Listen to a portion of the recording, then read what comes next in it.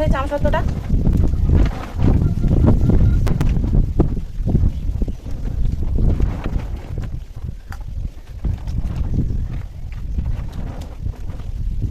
নমস্কার বন্ধুরা, সুপ্রিয়া কিচেনে আবারও আপনাদের সবাইকে স্বাগত জানিয়ে একদম খুবই সহজভাবে আর সবথেকে বেশি স্বাদের কাঁচা আমের আমসত্ত্ব রেসিপি নিয়ে আপনাদের সামনে চলে এসেছি। তো প্লিজ বন্ধুরা, আপনারা পুরো ভিডিওটা প্রথমে থেকে শেষ পর্যন্ত দেখবেন আমার সঙ্গে থেকে।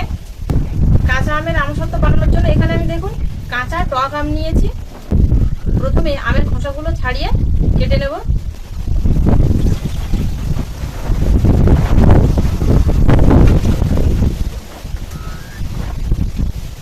আমের খোসাটা ছাড়িয়ে ছোট ছোট করে কেটে নেব। সেদ্ধ করে নেব, তো তাহলে তাড়াতাড়ি সেদ্ধ হয়ে যাবে। ছোট ছোট করে কাটি।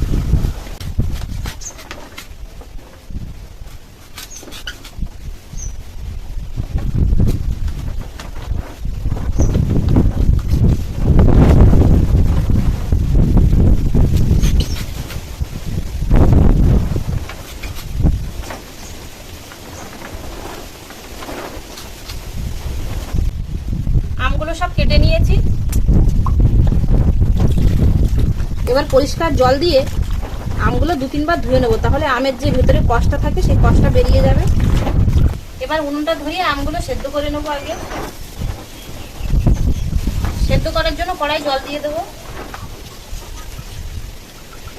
কেটে রাখা আম দিয়ে চাপা দিয়ে দেবো সেদ্ধ হওয়ার জন্য। আমগুলো দেখুন এই যে কত সুন্দর এরকম সেদ্ধ হয়ে গেছে। এবার এখানে একটা ডাল ঘুঁটা নিয়েছি, ডাল ঘুঁটা দিয়ে আমি ঘেঁটে নেব। তবে আপনারা চাইলে কিন্তু নিচে নামিয়ে ঠান্ডা করে মিক্সিতে পেস্ট করে নিতে পারেন। কত সুন্দর এরকম আমের কাঠ বেরিয়ে গেছে।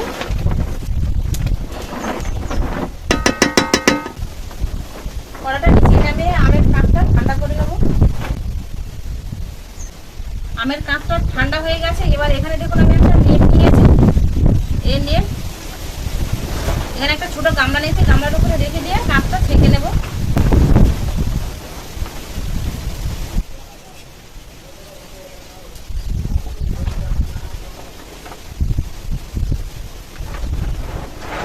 আমি নেটে ছেঁকে নিচ্ছি, তবে আপনারা ছাঁকনিতেও ছেঁকে নিতে পারেন।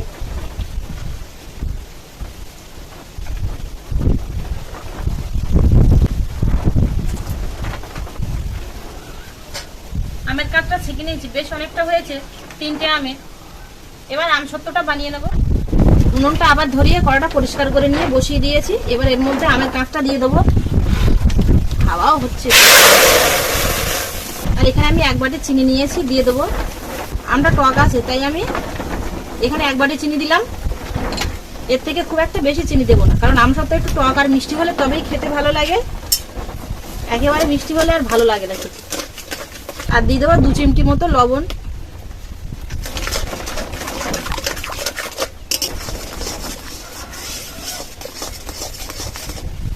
যে পাত্রে আমসত্ত্ব বানিয়ে রাখবো সেই পাত্রে সাদা তেল মাখিয়ে নেব। আমের কাঁচটা অনেকক্ষণ জ্বালিয়ে নিয়েছি, বেশ একটু গাঢ় মতো হয়ে গেছে। এবার এর মধ্যে দেখুন আমি সবুজ আর ফুড কালার নিয়েছি। সবুজ যে আমের কালার আছে সেই কালারের জন্য এই ফুড কালার অল্প একটু দিয়ে দেবো। তবে আপনারা চাইলে কিন্তু ফুড কালারটা বাদও দিয়ে দিতে পারেন। শুধু আমের কাঁচ দিয়ে এইভাবেই বানাতে পারেন।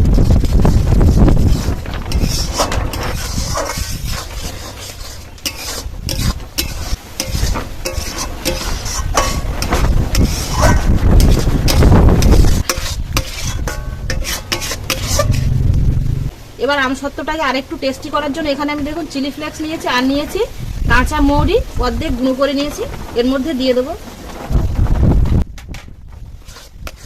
কাঁচা মৌরি আর চিলি ফ্লেক্সটা দিয়ে একটু নেড়েচেড়েই আমি নামিয়ে নেব।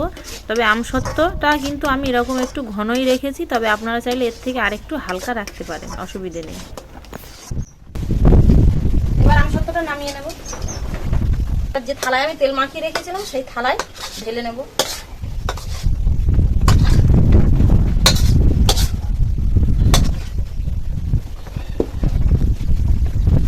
থালার চারিপাশে এইভাবে লাগিয়ে নেব।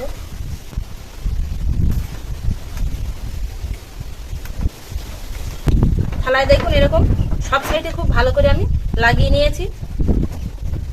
দুদিন রৌদ্রে দেওয়ার পরে আবার আপনাদের সামনে চলে এসেছি, দেখাবো যে আমসত্ত্বগুলো কতটা সুন্দর হয়েছে। আমসত্ত্বটা পুরোপুরি শুকিয়ে গেছে। আর এখানে একটুকুন দেখুন, এই যে কাঁটা, এই কাঁটাটা যখন আমি প্রথম দিন বসিয়েছিলাম তখন হাতে লেগে এই কাঁটাটা উঠে গেছে কিছুটা, ওই জন্য ওখানটায় ফাঁকা আছে। এবার আপনাদের তুলে দেখাবো যে আমসত্ত্বগুলো কতটা সুন্দর হয়েছে, আর কেটেও দেখাবো। দেখুন কতটা সুন্দর হয়েছে, থালা থেকে কিন্তু এইরকম উঠে যাচ্ছে। দেখুন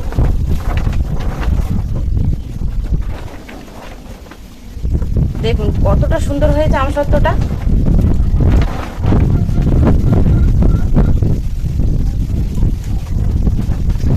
আপনারাও কিন্তু এইভাবে খুব সহজে বাড়িতে বানিয়ে নিতে পারবেন এরকম আমসত্ত্ব। এবার ছোট ছোট করে আমি কেটে নেব।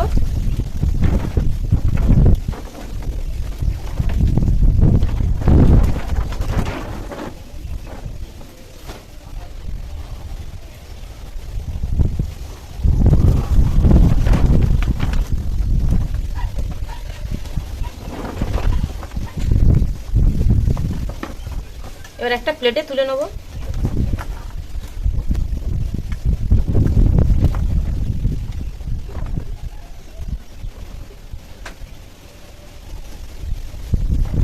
দেখুন কতটা সুন্দর হয়েছে, আর এরকম কিন্তু খুব সহজে রোল হয়ে গেল, কোথাও কিন্তু ফাটেনি বা ভেঙে যায়নি।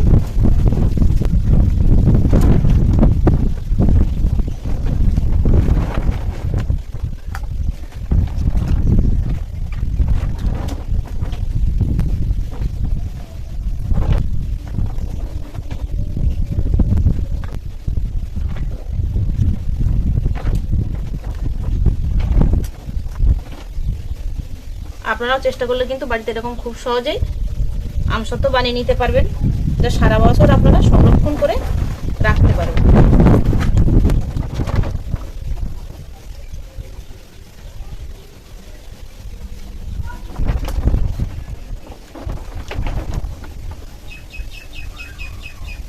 আমসত্ত্বগুলো সবগুলো আমি কেটে নিয়েছি, দেখুন কতটা সুন্দর হয়েছে আমসত্ত্বগুলো। আর এই আমসত্ত্ব কিন্তু বাচ্চা থেকে বয়স্ক সবাই কিন্তু খুবই পছন্দ করবে খেতে, আর এর টেস্টটা এতটাই বেশি।